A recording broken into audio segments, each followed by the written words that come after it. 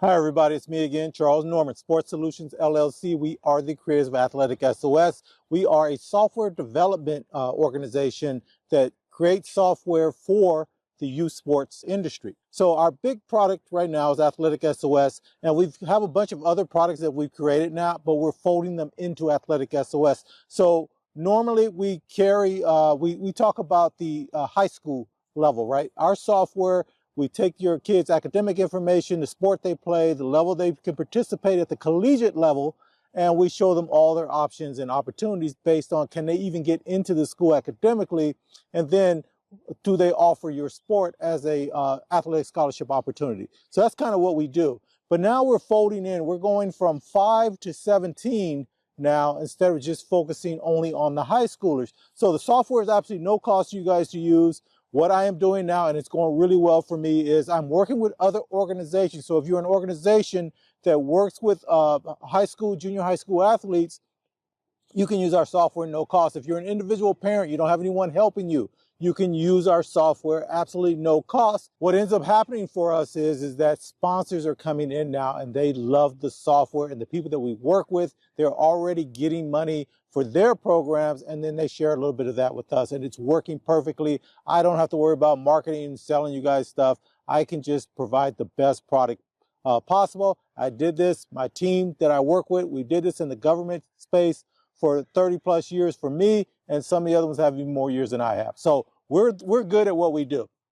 Here's the big thing. So prior to this last week, I talked about from that age 5 to 9, right? That was your getting started part of the program. And now I want to talk about junior high, because I think this is the most important part for parents. This is your Rorschach test for parents. I'll call it that.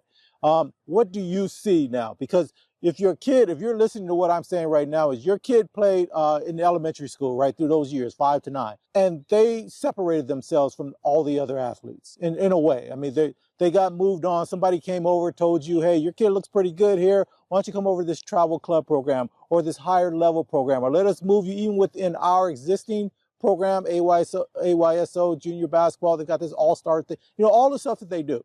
They got you over there with them.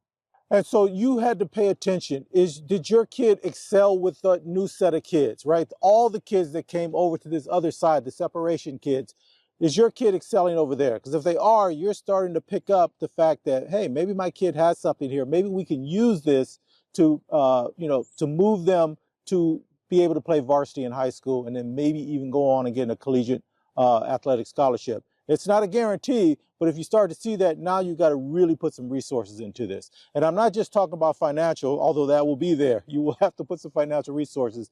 But the reason I call it your Rorschach test, and I hope I'm getting that right, is because you have to see what you see. So you take your kid, whatever that sport is they excelled in, and you think that they are even excelling at that next level, there's multiple more levels to go up to.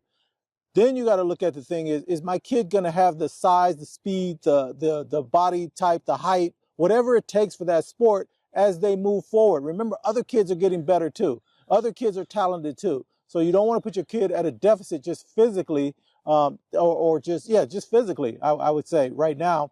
And they get to the varsity level and they can't quite get over the hump, let alone get to the collegiate level. So you want to look at that. The other thing we talked about when your kid is in those younger years is, what do they love to do that they're excelling in? And then what makes the most sense for them to go the furthest in it? What, if they put their best version of themselves into that sport, are they good enough to get to the highest level? That's what you're looking for. So there should be 2 sports by junior high school. One that they love, that they maybe don't have the physical attributes to really excel in, but they want to go with that too. But there's this other sport. That's why I keep telling you guys, sports discovery is more important in those younger years, those 5 to 9 years, than them concentrating or focusing only on one sport.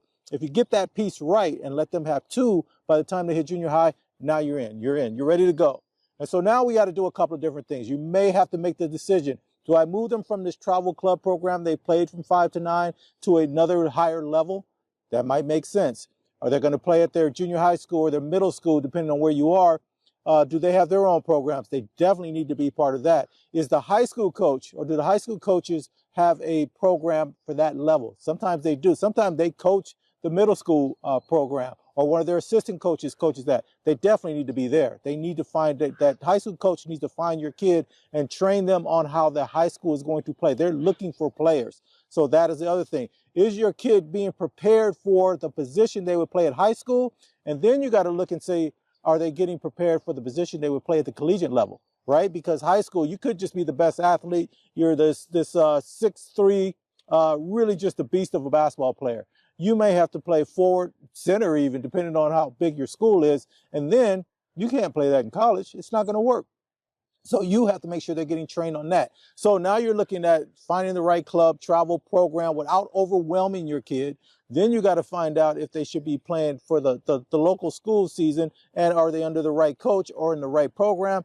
Just because the program tells you that they get a lot of their kids over to the collegiate level, or all of their kids go on to play high school, it's the players that got to play that made those transitions. Not everybody on the team got to do that. So you want to make sure your kid doesn't get bogged down and be the number 3, whatever position for that travel club program. So now you got to look at the parents on that travel club program. Which ones are the assistant coaches? Are their kids involved in this? Because their kids are going to get a bump up over your kid if you're not that parent that's helping out in that way. So all of these things, that's why it's so much going on in those junior high school years.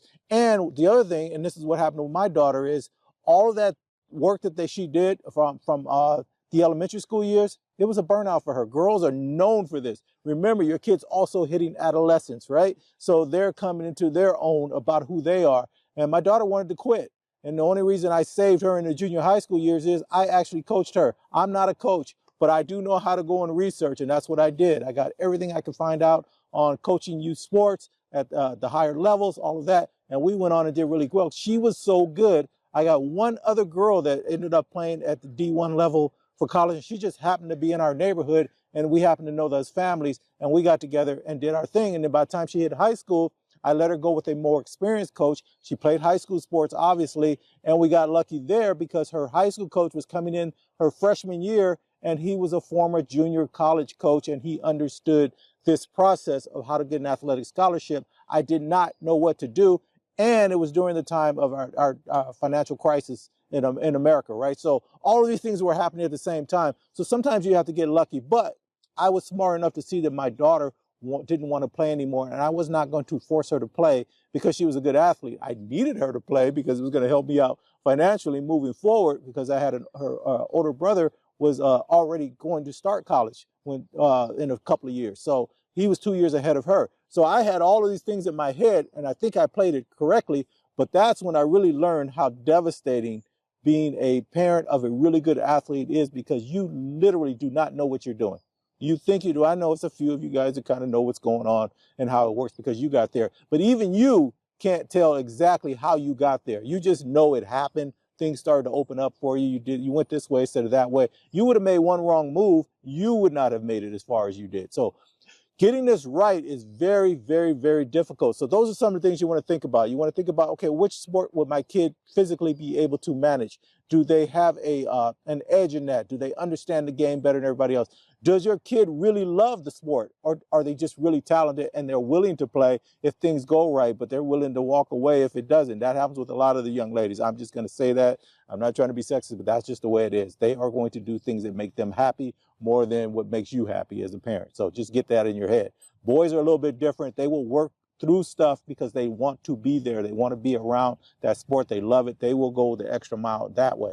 And then the other piece of this that I think is really important, and the reason I even do all of this stuff is that this is also the time you got to figure out who your kid is. Because if you just go with the athletic portion of this, you may be successful for the most part. You guys will move, you'll go to varsity, you get to high school, your kid will be a star, they'll do really good, they may make it over to the collegiate level, but eventually they're going to stop playing. Maybe they make pro.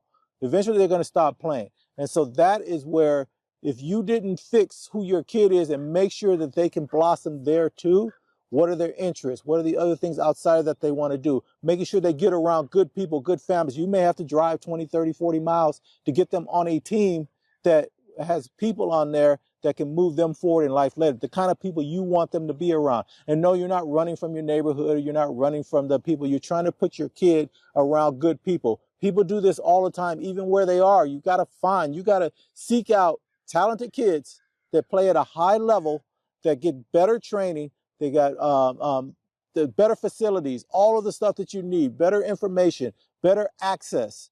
You got to get your kid in that world. You got to find that world. And you can't let other people tell you not to. And here's the really scary part for parents. That 5 to 9 years, you develop a relationship with certain other parents, certain other coaches, certain other teams. You may have to move. Now you're going to look like that parent that's just striving for your kid academically and being selfish. Why can't you stay with us? We already have a program. We're pretty good. All of that stuff is going on. You're going to have to navigate that stuff yourself, right? And so we want to be here with you to kind of show you what to look for. But even at junior high, go ahead and use AthleticSOS. Down below, I give you a code. I give you instructions for how to use the code. Start using it now. It's not really doing you a lot of good this early. In fact, as far as you finding the school you're going to end up going to, but what it will do is start to show you your options and your opportunities. You'll start to see it. And once you start to see all those options, opportunities, especially your kid, let them use the software, let them do the searches themselves. Once they start to see that, it turns on a light bulb for them. So all of this stuff is coming for you guys. And I want you guys to be prepared for it. And I'll go into depth a little bit more on all of this stuff later on. I didn't want to get this one too long. But the junior high school years, this is the time for the parents. This is your test. You're in the parent percolator. You're buzzing around. You got to figure all this stuff out without turning into an a-hole about how you're going about it, and you know, just everybody no, I know what you don't know what you're doing. I'm telling you, you do not. So you're going to need somebody to help you out, and hopefully you'll find that right person. But the way to find that is maybe a little bit earlier. Connect with some parents that have access, that understand this, that have been through this process. There's tons of parents around here that actually played at the highest level, right? If they didn't play pro, they played college, they did Olympic sports, they did something. And then find those 2 sports for your kid. There's 2 of them. Find 2 of them. Go into the junior high school years, the middle school years, and then blossom with those 2 things, and then just move forward.